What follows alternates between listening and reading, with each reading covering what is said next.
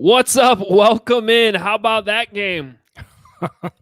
It went exactly as planned until the last 4.5 minutes. Bears lose again.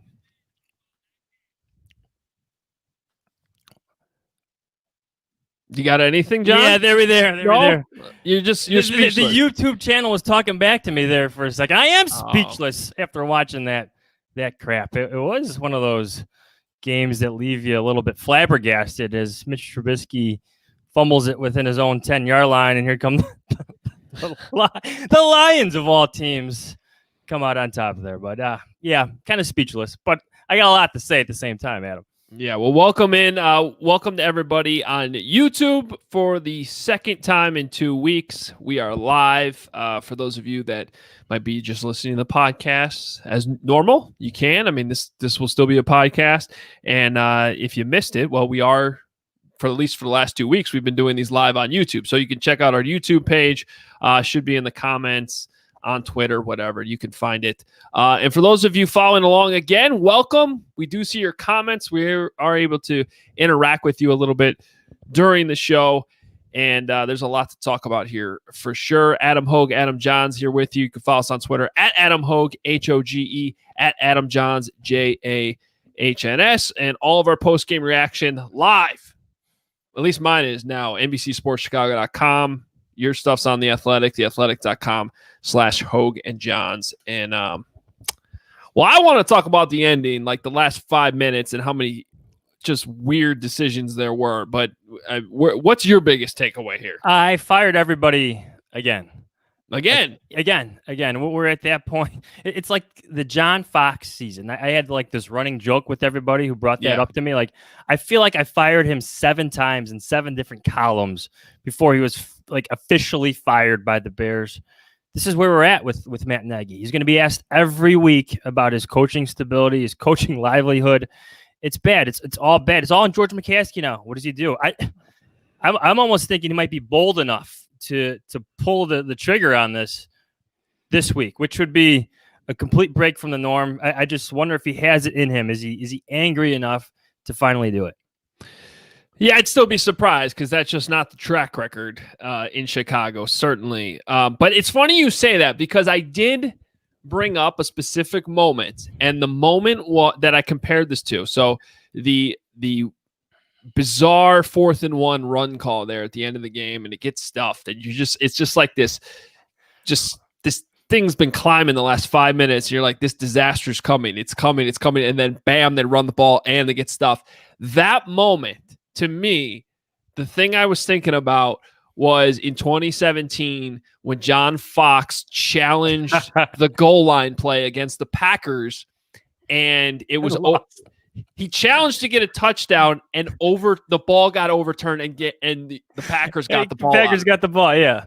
That was the moment that John Fox got fired. It's always been the moment to me where it was like, all right, that was it. It's got to happen now. That's how the ending of this game, and specifically that 4th and 1 call to run the ball there, that's what it felt like to me. I would even go back to that 3rd down where your best player all season in Allen Robinson has to get a 1st down there, and clearly has it. I don't know if you disagree with me, but the defender falls down. He makes the quick reception, the easy reception, turns around, and goes out of bounds a yard short when there wasn't only a 1st down there, but more, possibly a lot more, if he keeps his feet and stays in bounds and whatnot. But yeah, those 2 plays, consecutive plays there to end the game for the Bears, absolutely brutal. It's your best player going out, and it's Matt Nagy's offense going out with the total dud. So that's one of the main things I want to talk about here. First of all, thanks to our producer, Kent Garrison, for setting all this up. Last week, we didn't have these cool graphics that you're looking at. If you are watching this live, we got the Athletic logo. I know we got the giant like news bar at the bottom. If we just put in like breaking and like all caps, it would look like CNN, which would be fine too. No, so Kent, if you see some of that going on, Kent's having some fun here, as he should. And this is all thanks to him for putting it together. So we appreciate it. Here's what I want to talk about specifically. Let's talk about the last 4 minutes and 33 seconds. So the reason I put that specific time in, that's when the Bears punted the football. Mitch Trubisky just got sacked. They punted to the Lions. So the Lions get the ball back with 4:33, and the Bears are leading 30-20. Do you know what the Bears' win probability was at that moment? I'm going to say in the 90s. 99.1. 99.1. The Bears win probability with 4:33 left in the football game. Lions have the ball. And of course, the Bears did not win the game. A lot of things happen here. Okay, so first of all, and it's all three phases. We're going to get to all three phases here. We start with the defense because the defense, 6 straight completions here. So first down was a incompletion, actually. And then Stafford rattles off 14 yards, 22 yards, 17 yards, 5 yards, 13, and then the 25-yard touchdown to Marvin Jones to wide open, 30 to 20. Wide open. Oh my God! I mean, soft and bad defense all the way down the field. There's no other way to describe it. There was zero pressure, multiple mix-ups in coverage. Just the defense didn't get the job done. No question, right there. And so it's 30-27 with 2:24 to go. So 2 minutes come off the clock. That's the only benefit, I guess. But the Lions didn't even need to use a timeout. They barely needed to try. It was just wide open guy. They made it look easy. Yeah, it looked too easy. Too easy. I think that the next play that happened is not going to be talked about enough here. But it happened on special teams. Did you find the kickoff after that touchdown bizarre at all? Or was that just me? Yeah. The Bears obviously worried the Lions might try an onside kick, which you should be ready for it. But the reality is the Lions still had 3 timeouts and the 2-minute warning. So an onside kick there would have been a little weird. But the Bears, you should be ready for it. Well, did you notice that Cordell Patterson was not the returner on that play? It was Darnell Mooney. They brought Patterson up near the kick to be put on the hands team, and they moved Mooney back. Now, last time I checked, Darnell Mooney is a wide receiver and has pretty good hands. So why you're taking your all-pro returner and putting him up when he's actually not that great of a wide receiver? I mean, okay, whatever. That was confusing. But then they kick it deep, which is not surprising. I would have been more surprised if they tried the onside kick. So Mooney's back. Now, Mooney has return ability. This isn't like his first time ever returning a kick. And they have him just slide down at the 11-yard line. Well, I imagine nobody was blocking for him. Well, I understand, but there was still room to run. And they just had him slide to not have something disastrous happen. But what you just did was you gave up all field position. Now you got Mitch Trubisky backed up near his own end zone. And if you do go 3 and out, you're giving the Lions good field position, which I believe influenced the next set of play calls, which is where the Bears go from incredibly conservative to the point they won't even let Mooney run with the football on a return and slide down his own 11-yard line to throwing the ball on 2nd and 3rd down when you're trying to milk the clock. Now, Mitch scrambled on 2nd down, but that was a design pass. He dropped back to throw. I mean, those two philosophies, they're not jiving here. It doesn't make sense. Well, your play calls, regardless of what the game implications are, always change when you're backed up, right? They always do. You're always safer than sorry. You take that type of tack with it. But I wasn't surprised that the Bears, I thought at some point on that final possession by the Bears, the one that ended in the fumble by Trubisky, I thought at some point they would have to pass, right? I think the Lions were going to stop them. Maybe it's going to be 3rd and 2, but there's going to have to be a pass in this situation. I was surprised it came so early in 2nd down. Now, you like that Trubisky was able to gain a couple of yards, but 2 runs right off the bat there would be too easy for the Bears, Adam. Just too easy for the Bears. It just, everything comes so hard for them. The decision-making is hard. So I know where you're going with this. Keep going.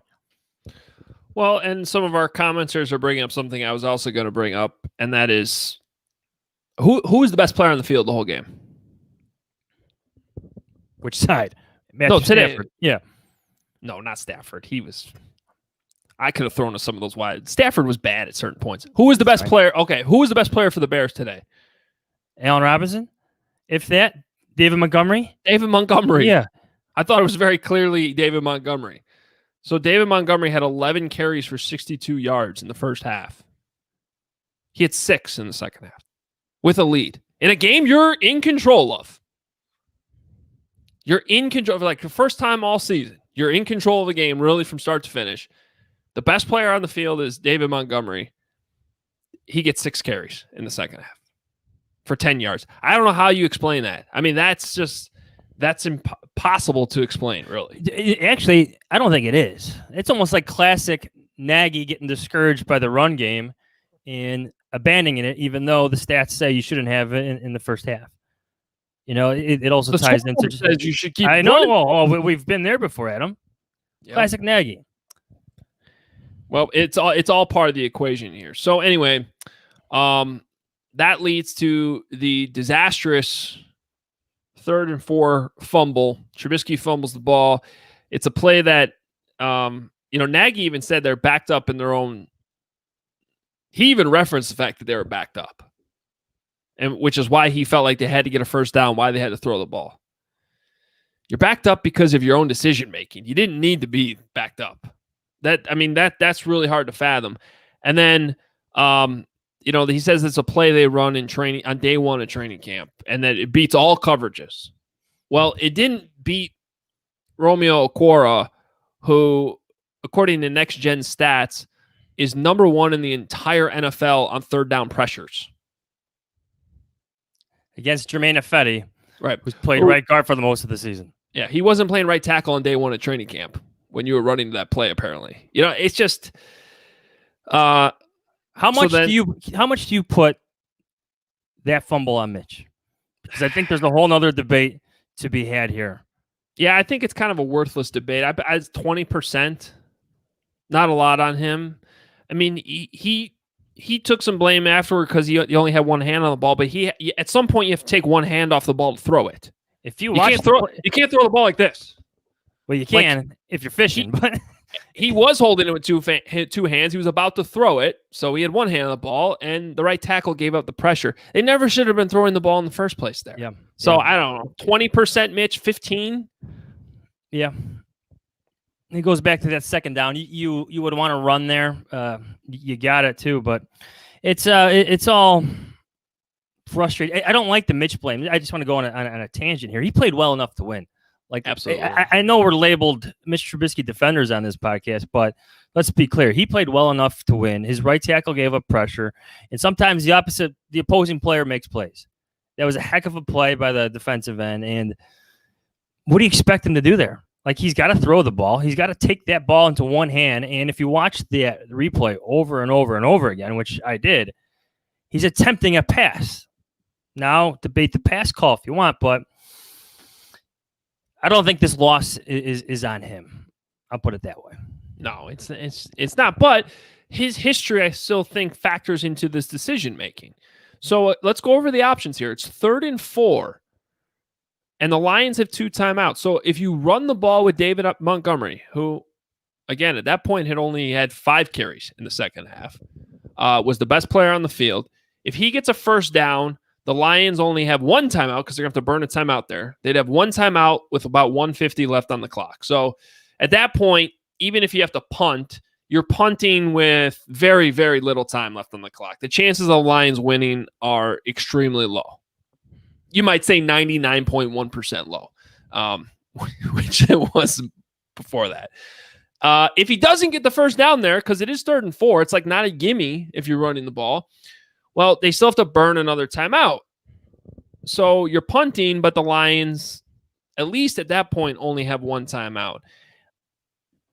Not great because you backed yourself up again. That's why I keep going back to that kickoff. The fact that you gave up that field position, that's why I think it was a bigger play than most people are kind of focusing on. But then your other option then, Johnsy, is to ask the quarterback, the guy that you benched earlier this season because you didn't trust him. You're going to ask him to sit back in the pocket near his own end zone and make a big-time throw. Now, he's capable of doing that too, If he makes the play, then the Lions only have one timeout. Same thing, about 150 left on the clock. But if he doesn't, the clock could stop on an incomplete pass. So now they have 2 timeouts. And again, you're punting back in your own zone. You're giving them good field position. I keep going back to that. Or the worst case scenario could happen, and that quarterback that you didn't trust to the point that you benched him turns the ball over. That's why, like, getting back to your question about how much blame you put on Mitch, it's like when we got towards the end of the Jay Cutler era. It's like you knew Jay Cutler at that point. You knew what he was.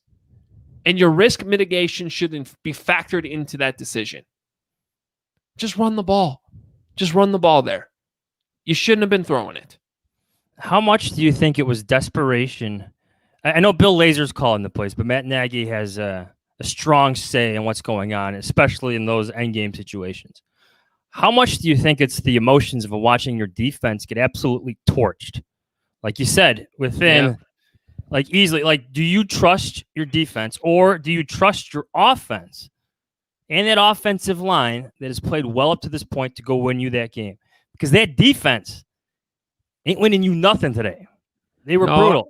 That's a fair point. I mean, the defense wasn't getting the job done. Yeah.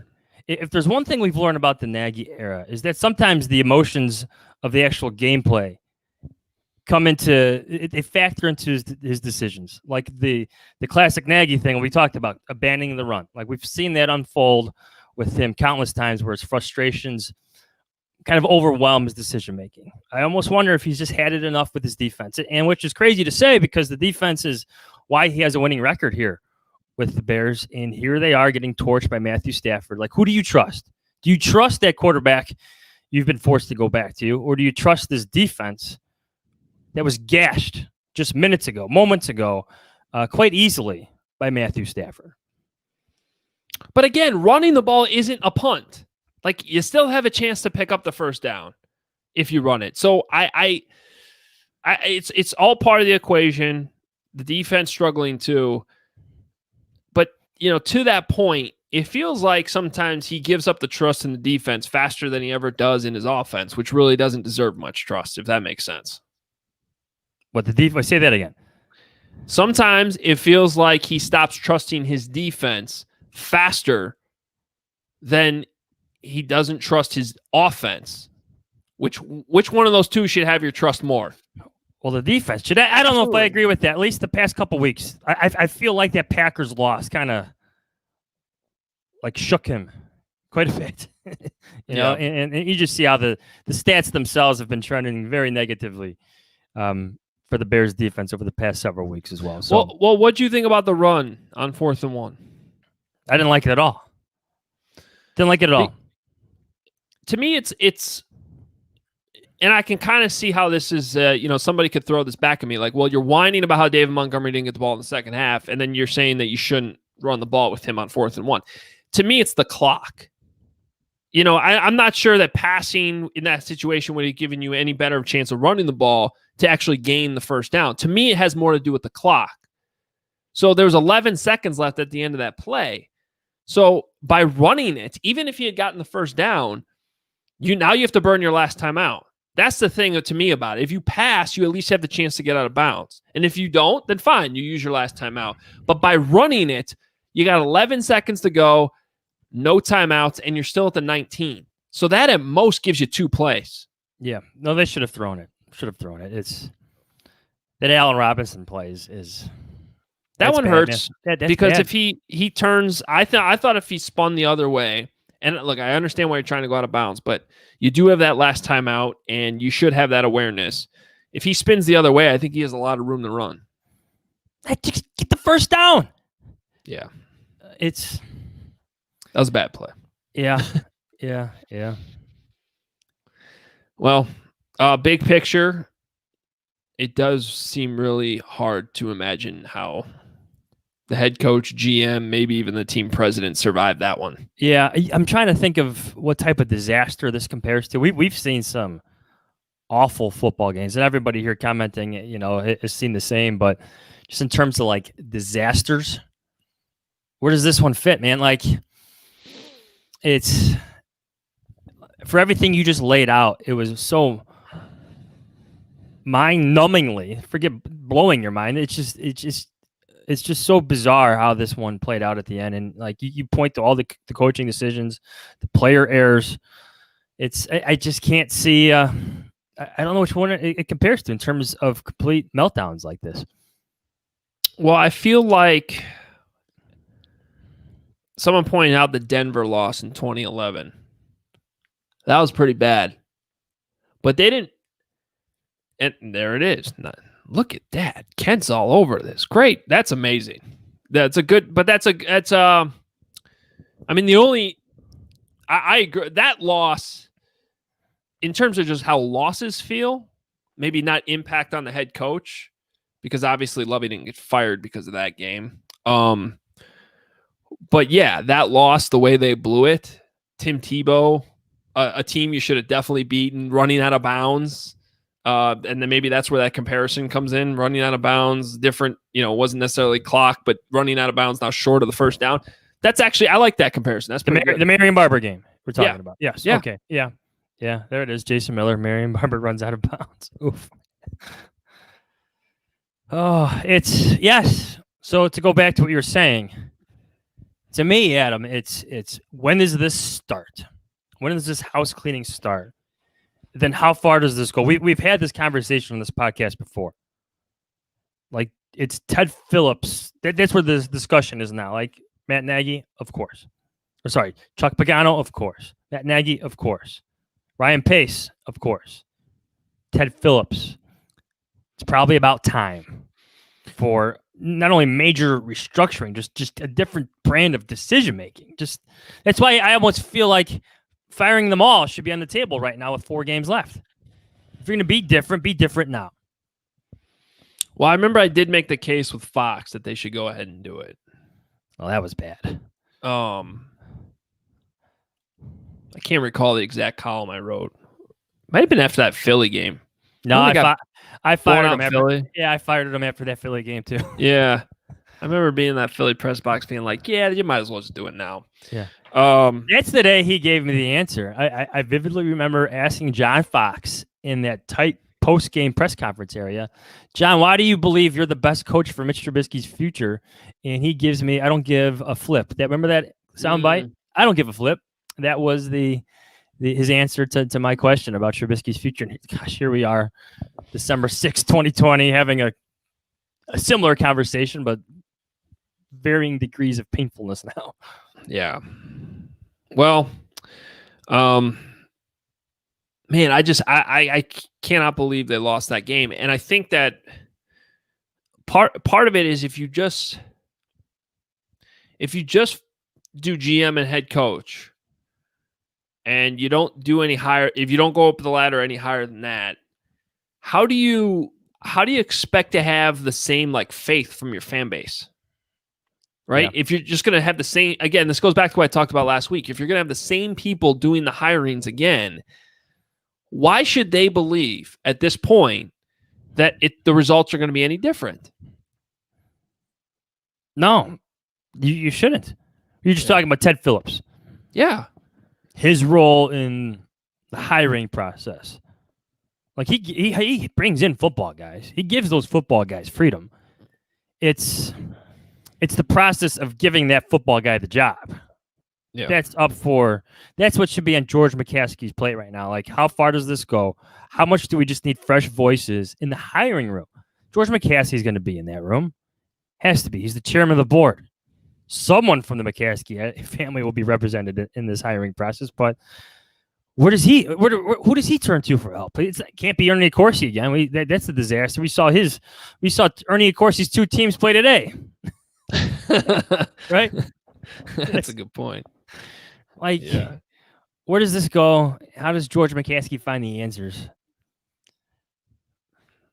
I don't know. Someone said, what's Lovey up to? Coaching an extremely average Illinois team. If there's any good questions, Kent, feel free to pop them up on the screen and then we can see them. But this was, I think, going back to your point earlier about how we hadn't really seen this before, is part of why it's so jarring, because you're talking specifically about the Matt Nagy era. Yeah, like blowing a game in this, like things have gone poorly, obviously, especially recently. But I'm struggling to. I guess the Packer game, that first game. Hey, maybe that's a good way to end it. First game and last game, you blow a huge lead. But I don't know. It was way different because coming out of that first game in Green Bay back in 2018, I still felt like the things that we had, all the good things we thought were about to happen going into that season, were still validated in that game. Of course, it turned out that the Packers that year weren't that good. So, and they're good now. They're very good. Although as I look up at the screen, the Eagles just managed to cover the spread against the Packers, and I believe my guy Jalen Hurts is in the game now. See how that works? You've been calling for that. Well, yeah, you make the quarterback change and it works out. All right, here's a question. Is Bears management, from Robert here, is Bears management afraid to bring in guys who like to do things their own way? Seems like they like company guys. I think I strongly disagree with that. Phil Emery did his things his own way, almost like extremely his own way. They said goodbye to Brian Urlacher in a freaking press release. They re-signed Jay Cutler to a record contract. They hired a coach in Mark Trestman from the CFL. So I don't know if I would call them company guys. They just made awful decisions, with Phil Emery. And Ryan Pace, did his own thing too. He traded up to the second overall pick to draft Mitch Trubisky. They've been given the freedom. They've been given the power. I don't know if, like, company guys, I don't know if that's it. It's maybe just the wrong guys, we should call them. Yeah, I mean, well, unfortunately, it comes down to wins and losses at the end of the day. And there's also a part of the problem here, too, is no matter who's the general manager, there's a lot of hurdles to get over. And right now, the only people really that have a good idea what's about to happen here in terms of the impact of the pandemic financially and not having fans at Soldier Field all season, those are the same people at the top here that have to make these decisions, right?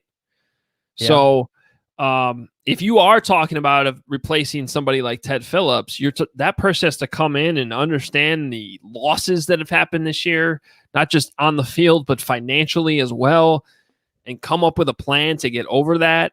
And you're way up against the cap.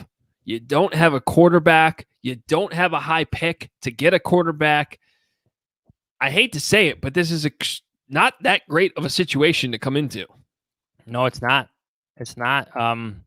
You'll always find somebody who wants like that opportunity. Like I wouldn't say that Ryan Pace took over a good situation. I would say it was kind of already trending towards dumpster fire, and it took a while to field a competitive defense. I just think, you know what you're getting at? It's like whoever takes control of this, can we just have like a consistent message? I think you've been on this too, right? Like, can we just have a consistent message about like what's afoot here? It's okay to use the word rebuilding now, especially in this city. The Cubs did it. The Bulls are doing it. The Blackhawks are starting to do it. The White Sox, your White Sox did it. It's okay to use that word rebuilding, and I know the McCaskies hate it, but I just keep going back to the Fox regime, right? Like, there was just so many mixed messages there. Ryan Pace saying it's going to take time and promised that time from George McCaskey and Ted Phillips, but at the same time, you got Ted Phillips and George McCaskey saying they want to win now, and John Fox here, trying to win now. It's just, you need to have like a formula or a plan and maybe try to stick to it and not have all these conflicting agendas and messages about, in your organization. Yeah.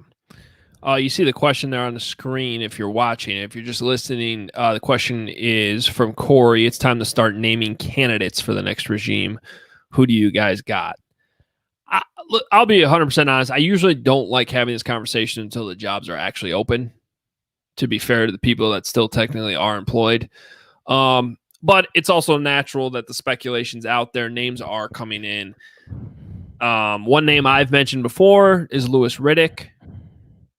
I guess it's kind of a leap but he does have experience in the front office. That's what he was doing before. He's been on ESPN, but I guess the nice thing that's sort of transparent about being on TV is you get a good feel for the guys' understanding of the game, understanding for guys around the league, and very few times have I ever watched a game that Louis Riddick's doing on television and I've questioned something he said. He seems like he's got a good football mind, so I like that. Now, he is a Matt Nagy guy. Yeah. He is a Mitch. He used to be very high on Maserati Mitch. Wasn't that his nickname he gave him? Someone gave it to him. Yes. However, I have a feeling a lot of that was coming from his relationship with Nagy. Yeah. Mm-hmm. So yeah, it's I wouldn't mind this. Like, I kind of want them to take a big swing. So if you're talking about Ted Phillips being out of the picture, and you are one of the founding franchises of the NFL, it's well past time for you to take a major swing at this. Just like the Cubs had to do with Theo Epstein. And I don't want to throw any names out there right now. Give me a couple days to compile one. But just like the Cubs did with Theo, go for that home run.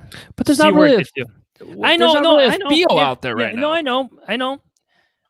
Football is a bit different. Some of these guys stay in their jobs, like the Eric DeCostas of the world, stay in their jobs for a long time. But you're the Bears. I think a lot of people would entertain a conversation, from the granddaughter of George Halas himself. You're the Chicago Bears, one of probably the most important franchise in the history of the NFL. It's probably time to start acting like it. Go take that major swing. By the way, I guess a good response to me saying that there's not really a Theo out there right now is that Theo is out there right now. That's just different. No, I know. I don't see that happening. And by the way, for all I understand that Fitz's name is out there. I'm representing the Fighting Reese Davises on behalf of, I guess, Northwestern tonight. If you're going to have that conversation, I would imagine let me just put it this way. If I'm the Bears and I'm trying to figure out who I would replace Ted Phillips with, I would be looking at a different Phillips. Do you know who I'm talking about? No, go ahead. Oh, Jim Phillips from Northwestern. Yes. If you're going to go that Pat Fitzgerald route, bring the guy with them that was already in the running to be the Big Ten commissioner. Trust me, that guy knows what he's doing. So if that's the conversation you're going to have, again, I think you're probably the same way right now, Johns. I'm a little uncomfortable with all this. Like, guys still have their jobs. It's way early in the process. Chances are these guys are not going to be fired tomorrow. But as you see the question right there on the screen, what is the benefit to firing Nagy Pace before the end of the season? I guess it gives you a short jump start on finding the replacement. You could probably start that regardless if they're employed or not. But yes, exactly. It's more of an emotional thing. It's probably enough is enough thing. Why did the Lions see it fit to get rid of Matt Patricia? Why did the Falcons see it fit to get rid of Dan Quinn in the middle of the season? Bill O'Brien, that was like 2 or 3 games, right? Like, he was out. Yeah. Sometimes you just know, and enough's enough, and you just need to make that change. It's just simple as that. Like, it's giving your organization a head start, gives you a different lens to evaluate your organization through. Everything should be on the table at this point, Adam. Everything. But, most of the time, those scenarios that you like the ones you just brought up, I don't know if it applied in Atlanta, but I'm pretty sure it applied in Houston, and it definitely applied in Detroit. I mean, if you watched the game today, you heard them talking over and over again about the benefits of a new voice, and everybody loves their I don't know if that applies here. I don't think that applies here. Those are usually toxic situations. The Bears situation right now is not a winning situation. It's not a good. Things are going well from a football standpoint at all. So don't get me wrong, but it's not toxic. comparisons to 2014. Let me know when one of the starting cornerbacks is on the radio calling the defensive scheme vanilla. Let me know when the offensive coordinator is driving a bus over the quarterback and the GM throws the offense coordinator on the bus and exposes the whole thing. Okay? Like that's toxic. Hold on, I could play this game too. Let me know when your two most highly paid players are on the radio and, bad mouthing each other live on the radio waves. Yeah. Let me know when you have a tight end who's not happy for another tight end who happened to have a big game in San Diego. Let me know when your head coach benches your star quarterback with his record-setting contract in favor of Jimmy Clausen. I get what you're saying. What a mess that was. My point is, 2014 would have been the classic case of firing a guy before the season's over just to change the voice and get a new vibe in there for the rest of the season because things were miserable. I still don't get the sense that that's what's going on right now. I would say what stings most about this team, at least the sense I get from the Bears fans, season ticket holders that I talked to, is you had such high hopes right away for the Matt Nagy era, right? It's the 2018 season. Mr. Trubisky seems to be developing. This defense is outstanding. You got Khalil Mack. So they set this level of expectation. But since that year, it's just been progressively worse, right? And worse and worse and worse. And then you have these past two games, the complete throttling that the Packers gave the Bears. And then you have losing to the Lions. And it's reached an extreme low point for the Matt Nagy era. And I think part of that is just their own buildup, their own expectations set by what happened in 2018 to see things come to this season where you have Trubisky benched and Foles is awful when he comes in. Now you have this defense that's beyond leaky now, Adam. Like leaky doesn't even do justice anymore. Like it's beyond that. That's another thing we should talk about before we get out of here. Like, how do you explain that? That's a little hard for me to understand. There's one thing when Akeem Hicks wasn't on the field last week, but he was on the field today. He was on the field today. Man, I'm sorry, but Robert Quinn is just giving you nothing. Like, have you ever isolated him on some of these plays? Yeah. Like, it's just nothing. And Mac was active today, but again, didn't get home, and I understand he's getting held. He had one sack overturned, but still. Yeah. You got a record contract like that. You want more bang for your buck, Adam. Yeah, a lot more bang. You want the forced fumbles. You want the strip sacks, things like that. And it's just that this is just one game. There's a few games like this on his resume for this season, and even last season now for Khalil Mack. Yeah, it's been, I would actually say, the majority of the last season and a half. I mean, and that's...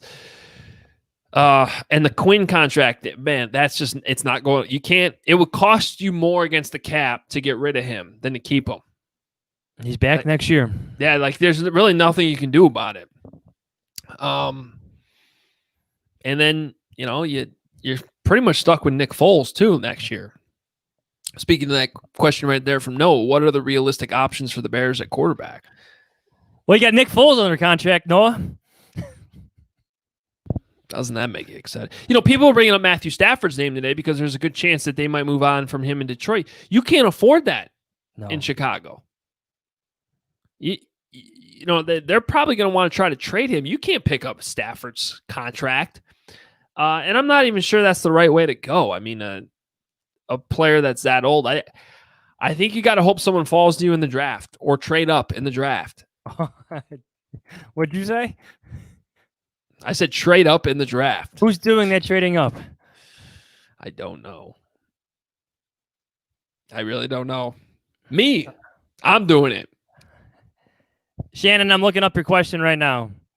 I believe it leaves there's a lot of dead money. Yeah, don't do it. I think it's another scenario where it costs you more. Yeah, don't do it. To get rid of Foles than to keep him. Shannon, you don't even want to know. He's here next year.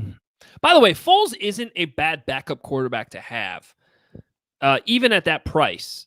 It come out to, is it $7 million a year, something like that? You could have way worse backup quarterbacks for a lot of money. So the problem is he might be your starter. That's that might be the problem there. So I don't know. I think that's what lingers over all of this too. It's not only just the mess that you've created in 2019 that extended to 2020 now. There's a mess you got to clean up into 2021. So if you're George McCaskey, like who's cleaning up this mess that's been made? The mess makers? Starting with Ted Phillips, or how crazy do you get, George? Yeah. How bold do you get? Someone said trade Stafford for Mac. Would they do it? Who says no? I think I say no. Maybe the Lions, though. Stafford is not. Here's the problem with Stafford that I go back to. What about the years where they were actually decent under Jim Caldwell? Stafford still has never been that quarterback that kind of lifts up the whole team. You know what I mean? Like he has moments like today where he puts them on their back and goes down, and I think he has a ton of game-winning drives in his career despite being in Detroit. And that matters. But doesn't there seem like there's still something always missing there? Yeah, no, I get the criticisms too. That's in the scouting world as well. People have doubts about him, but still, if you're the Chicago Bears, I think Matthew Stafford for a couple of years would be okay. I guess would you rather be stuck with Stafford's contract? You know you have a decent quarterback, or Khalil Mack's contract.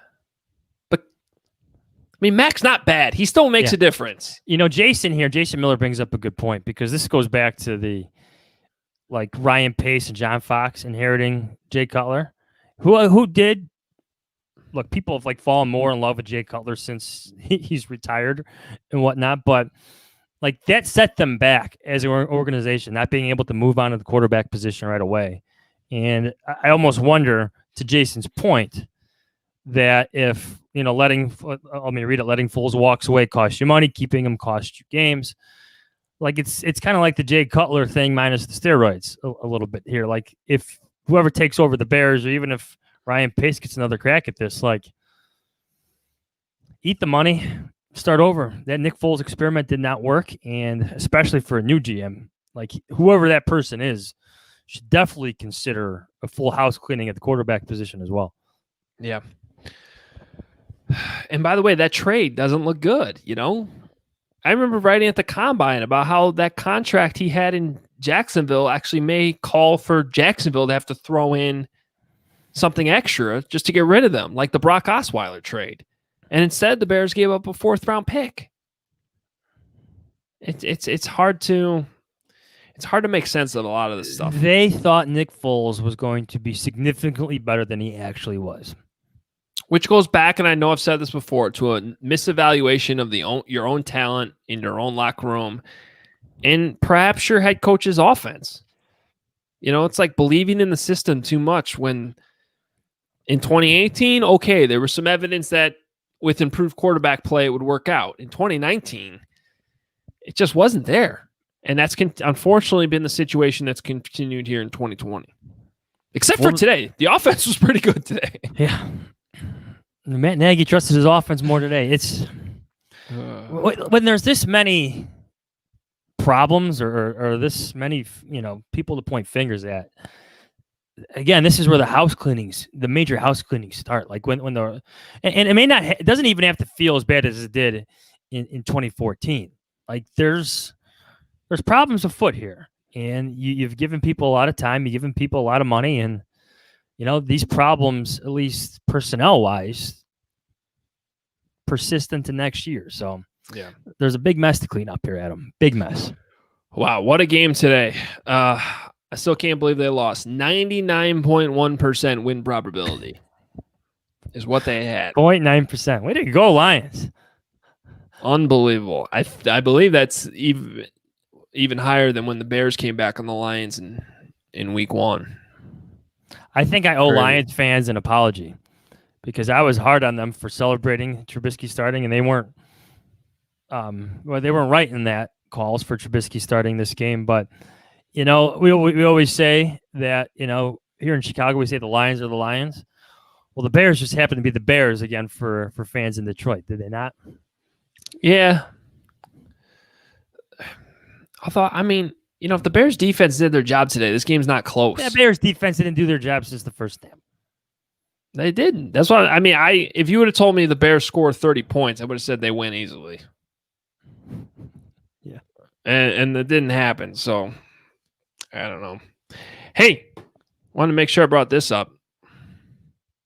Look what finally came. Look at this. I'm going to have to read that. I was going to say, it looks new, like it hasn't been opened yet, but thank you. Well, it hasn't. It came, I ordered it on Amazon.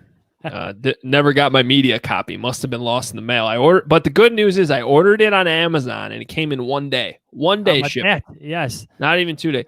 But this is Johnsy's book.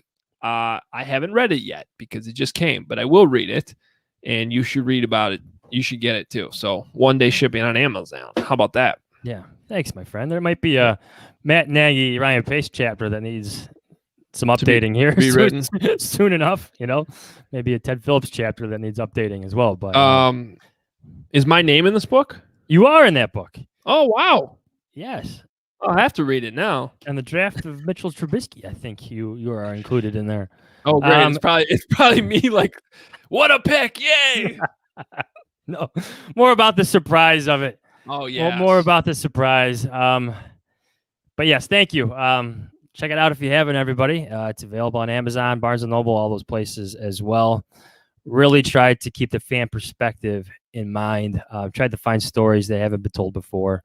Talked to a lot of people, from Brian Urlacher to Owen Kreutz to Jared Payton, Patrick Manley, Doug, who OB. There's a chapter on Doug and OB. So a lot of good stuff in there. Awesome. Yeah, highly recommend picking it up. Can't wait to read it. And the foreword is by our friend Patrick Manley, who's been on this podcast before. All right. Final thoughts. That was bad, man. Are you clearing out your Monday just in case? I am. Nah, my Monday's always clear, man. We're working in a pandemic. Yeah, that'd be something. If that happens, and I'd be surprised if it happens, even though I'm like partially calling for it. There'd be an indication, I think, to everybody just how different and how bold George McCaskey may be going ahead in the future with the Chicago Bears. But going back to that question, like, what's the benefit of doing that? That's where it comes in. I don't necessarily know it's a benefit from any like real action. It's almost more the message. It's almost the message you're sending to your fan base. Like, all right, we're taking this for real. We're not screwing around. But again, if you come out, you make that move, and then at the same time you say, and Ted Phillips will lead the hiring process. I don't think the fans react. I don't even think they care that you fired anybody. Oh man, you would have fans like we use the word apathy a lot in describing Bears fans and how they feel about this team. Like, I don't even want to characterize what the emotions would be. I think fans are just beyond the point of being fed up. Yeah. Very apparent to me. Hard to blame them. This week's a perfect example. Yeah, I wrote on Wednesday. It may be a trap, but this should be a game that the Bears control from start to finish. It should have been a game that they controlled from start to finish. It was a game they controlled from start to almost finish, and then they lost it. And that's the kind of the problem that we run into covering this team for as long as we have, is in the back of our minds, we know that whatever should happen is different than what normally happens somehow with this team. And then that's why I said it. Maybe it's a trap. Well, it turned out it was a trap. Eric wants to know if we can get a bet between us on if any firings happen this week. I guess that depends on if we disagree, because I'm going to say nothing happens this week. Oh, then I'll stick with my call. I'll make a bet with you. Okay. It depends. What's the firing? I don't like this bet. I already lost, I feel like. How about anything? How about anything? like even Chuck Pagano? There's like a change in defensive coordinator. All right, fine. Portillo's? I don't know how I'm going to get it to you, but Portillo's, if we can ever. Well, the thing about a Portillo's bet is last time it took you a year to pay up anyway. So I hope by the time you ever would pay up, the pandemic would be over. See, we got time. All right, we'll just like keep a tally here. So Portillo's, whatever you want. Okay. And whether or not there'll be a firing here, any firing. So even like the intern Joe. I don't think there's an intern Joe, but his coaching staff member. Now, Steven, my guy Steven here is talking. He says $100 Morton's dinner. Ooh, no. Sorry, Steven, I'm not getting that pulled. No, he's just going pandemic Portillo's. Yes, that's fine. Yes.